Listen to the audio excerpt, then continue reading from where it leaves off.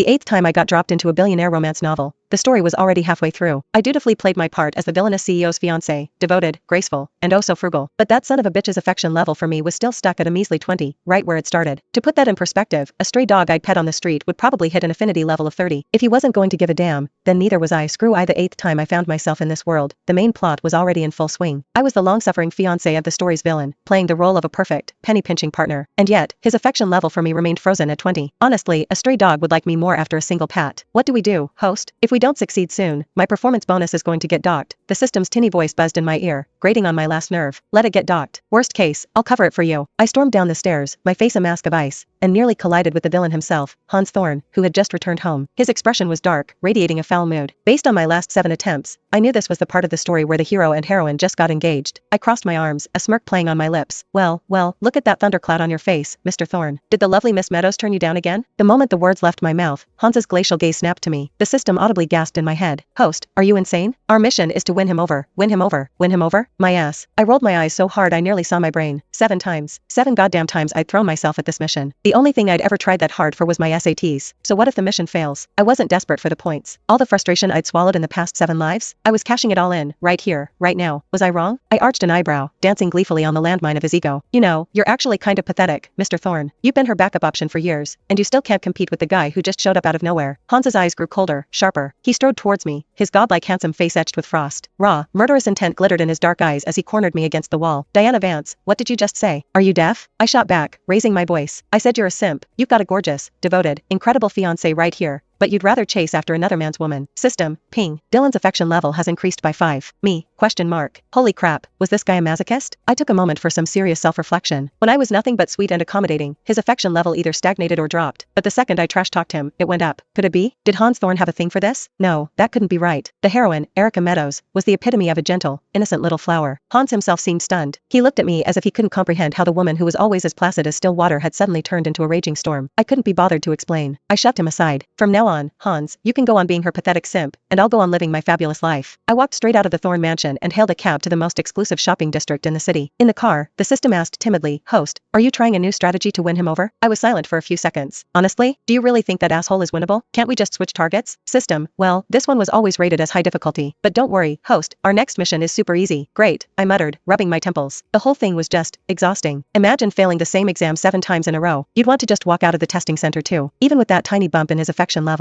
I had zero motivation to continue. Going from a 0 to a 5 is still a spectacular fail. Once I reached the mall, I picked the most expensive steakhouse I could find, filled my stomach, and then embarked